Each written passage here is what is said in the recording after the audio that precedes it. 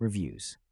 Daughters. In 2013, Angela Patton gave a TEDx Women Talk that went viral. She spoke about a program she created in Richmond, Virginia, to bring girls and their incarcerated fathers together in an environment that would make the fathers and daughters feel cherished and connected.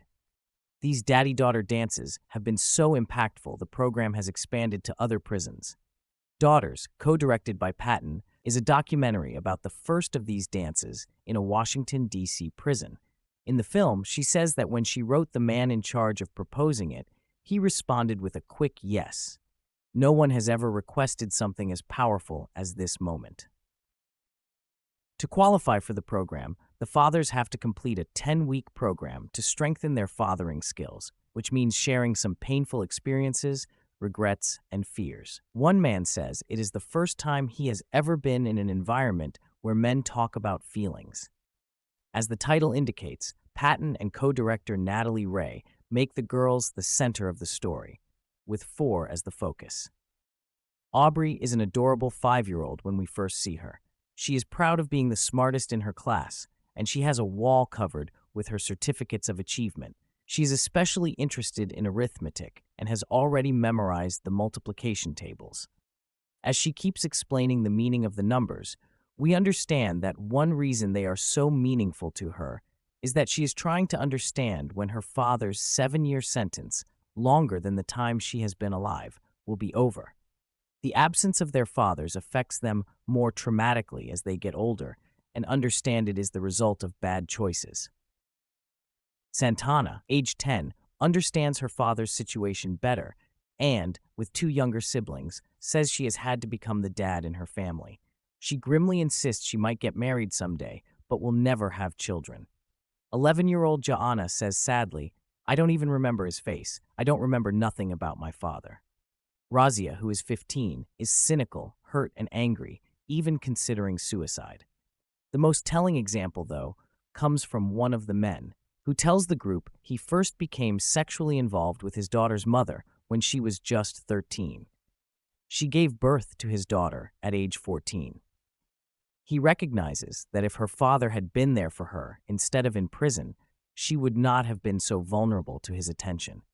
Cinematography by Michael Fernandez and gentle music by Kelsey Liu give the film a warmth and lyricism that reflects the girl's innocence. Slight slow-motion effects here and there reflect the long days and long thoughts of the very young. We see moving moments from Patton's programs to support and encourage Black girls and their mothers to recognize their strength, resilience, and sense of community. Patton knows how much the mothers have contributed and wants them to feel pride and a sense of sisterhood with each other. By making it possible for the girls to bond with their fathers, she is helping the mothers too. When our families are intact, our communities rise. There are dozens of carefully observed and touching moments in Daughters, which won both the Documentary Audience Award and the Festival Favorite Award at Sundance. Watching the fathers change out of their orange prison uniforms into jackets and ties is extremely powerful.